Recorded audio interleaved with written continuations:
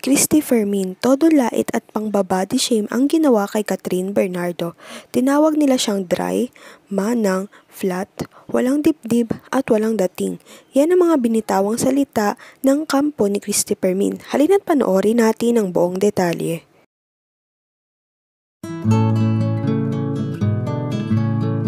Grabe nga ang panglalait ni Christy Fermin at ng kanyang mga kasama kay Catherine Bernardo.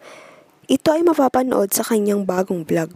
Sinabi nga nila na wala daw binatbat si Catherine kay Andrea pagdating sa ganda at pagmamodel. Sinabihan pang walang dibdib, walang dating, dry at flat lips daw si Catherine Bernardo. Halina't panoorin natin ang buong video.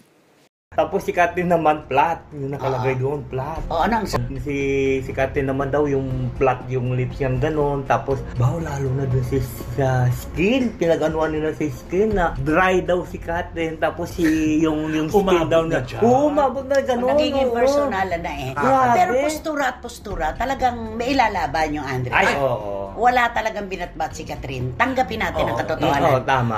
Wala talagang binatbat si Catherine. Paglakad, pagrampa, lalong wala. Ay, oo. Diba? Yung mga bihis niya kasi, yung para bang pare-pareho lang. Hindi, pang nanay o pang Manang. Pang manang, oo, pang manang. Ang ganun. Ba't si Catherine hindi mo titingnan na makalawa? Hindi, parang hindi ka na mag-second look eh. Pag patulad pa sa siya ba naman? Grabe ang pang-body shame na natamo ni Catherine sa tatlo. Grabe nga kung laitin nila si Catherine. Marami nga daw ang mapipintas kay Catherine. Halina't panoorin natin ang buong video. Samantalang si Catherine, ano ang mga post ni Catherine? Ayan. Wala, pagka nakausap po siya, nakaganon lang siya.